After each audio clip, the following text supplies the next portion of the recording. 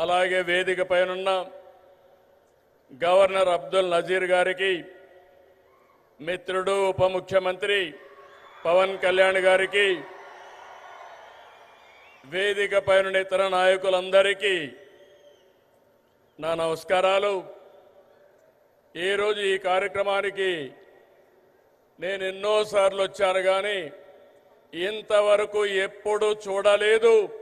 అంతమంది కర్నూలు, నంద్యాల, ఉమ్మడి కర్నూలు జిల్లా బ్రహ్మాండంగా స్పందించారు. మీ అందరికీ నమస్కారాలు.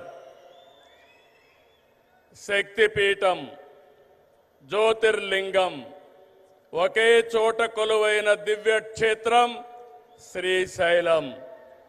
ఆ దివ్యక్షేత్రంలో ఈరోజు ప్రధానమంత్రి గారు ప్రార్థనలు చేయడం, అక్కడ శక్తి ఏంటో మనందరికీ అర్థమవుతుంది. బ్రిటిష్ వారిని గజగజలాడించిన ఉయ్యాలవాడ నరసింహారెడ్డి పుట్టిన పౌరుష గడ్డ ఈ కర్నూలు జిల్లా. ఇటువంటి ప్రాంతంలో జీఎస్టీ నెక్స్ట్ జనరేషన్ రిఫార్మ్స్ ఈరోజు మీకు ఇచ్చినటువంటి లాభం సూపర్ సేవింగ్, ఇది ప్రారంభం మాత్రమే. రాబోయే రోజుల్లో ఇలాంటి లాభాలు ఇంకా ఎక్కువ మీరు చూడబోతున్నాం, మనందరం చూడబోతున్నాం. దానికి ఆ ప్రధానమంత్రి నరేంద్ర మోడీ గారు ఇక్కడికి రావడం మనందరికీ శాశ్వతంగా గుర్తుంటుంది. On behalf people of AP, I thank Modi ji for the GST reforms. Again గట్టిగా మీరు చెప్పాలి, ఇది మా అందరికీ న్యాయం జరిగిందని.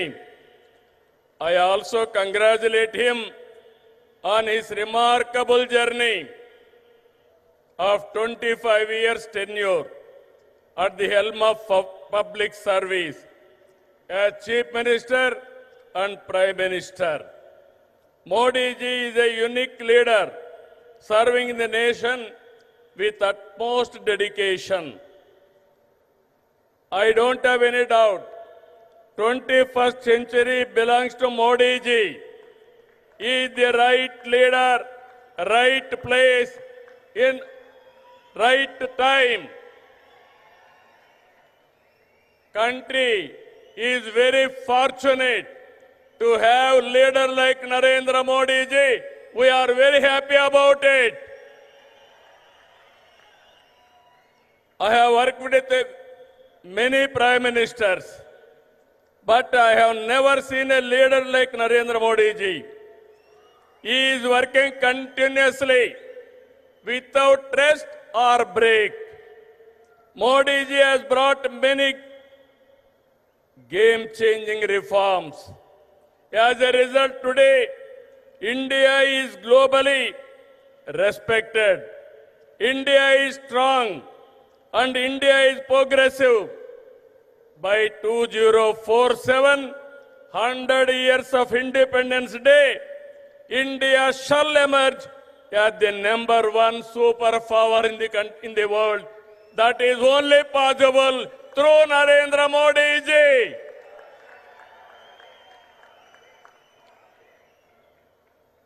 Afterwards,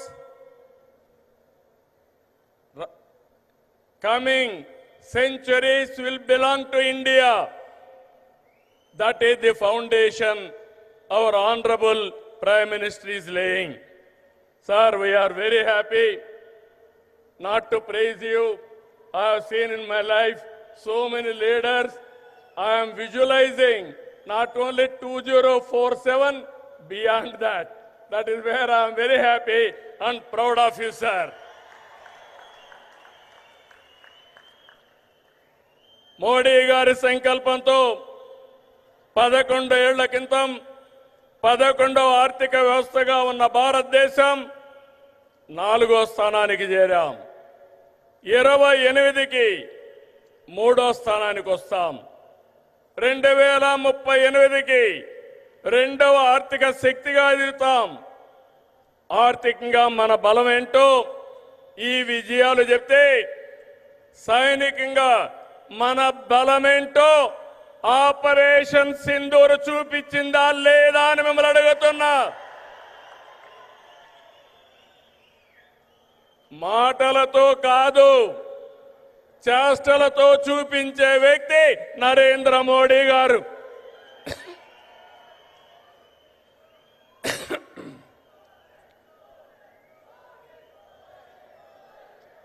మోడీ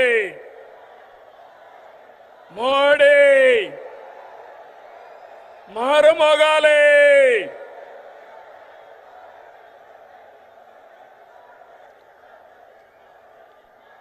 ఒక దేశం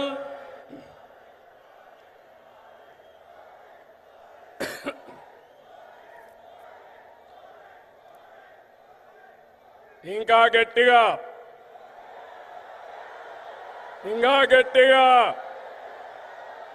అక్కడే మా ఆడబిడ్డలు. ఒక దేశం, ఒకే పన్ను, ఒకే మార్కెట్, ఇది జీఎస్టీ ప్రధాన ఉద్దేశం.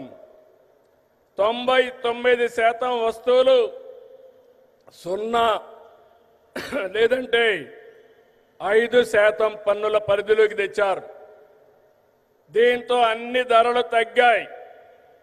విద్యార్థులు, రైతులు, చిరు ఉద్యోగులు, చిరు వ్యాపారులు, వృద్ధులు, కూలీలు, కార్మికులు, ఇలా అన్ని వర్గాలకు లబ్ధి కలిగించేలా సంస్కరణలు ఉన్నాయి.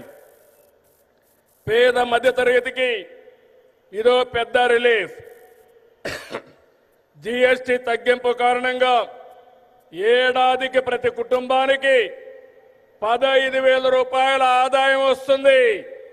కనీసం 15,000 వచ్చినప్పుడు 15 సార్లైనా ప్రధానమంత్రి గారిని గుర్తుపెట్టుకునే బాధ్యత మనందరిపైన ఉంది.